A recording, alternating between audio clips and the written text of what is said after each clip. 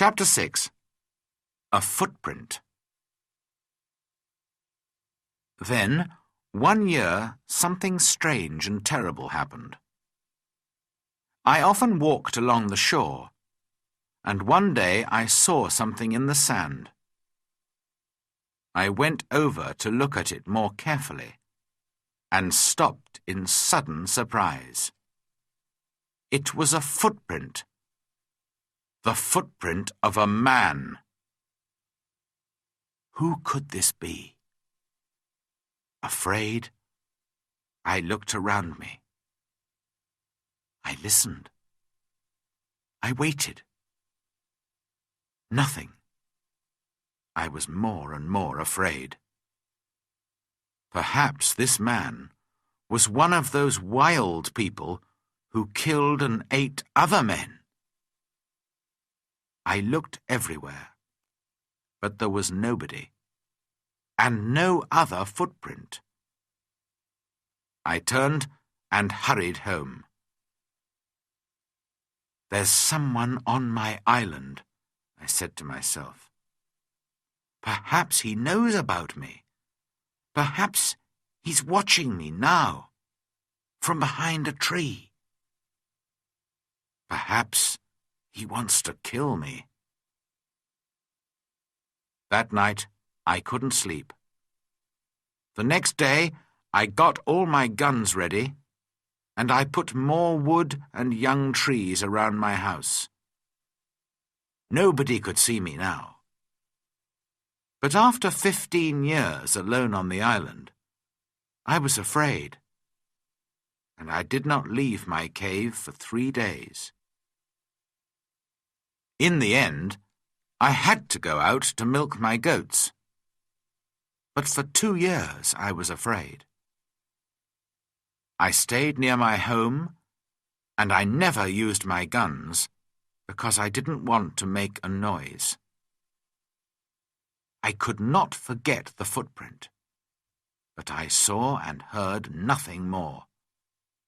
And slowly I began to feel happier. One day, a year later, I was over on the west side of the island. From there I could see the other islands, and I could also see a boat far out to sea. If you have a boat, I thought, it's easy to sail across to this island. Perhaps that explains the footprint. It was a visitor from one of the other islands. I began to move more freely around the island again, and built myself a third house. It was a very secret place in a cave. No wild man will ever find that, I said to myself. Then one year, something happened which I can never forget. I was again on the west side of the island and was walking along the shore. Suddenly, I saw something which made me feel ill. There were heads, arms, feet, and other pieces of men's bodies everywhere. For a minute, I couldn't think, and then I understood. Sometimes there were fights between the wild men on the other islands.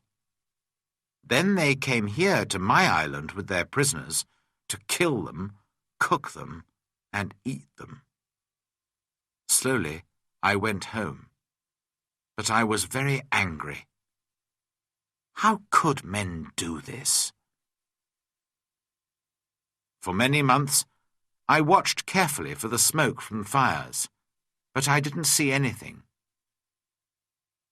Somehow, the wild men came and went, and I never saw them.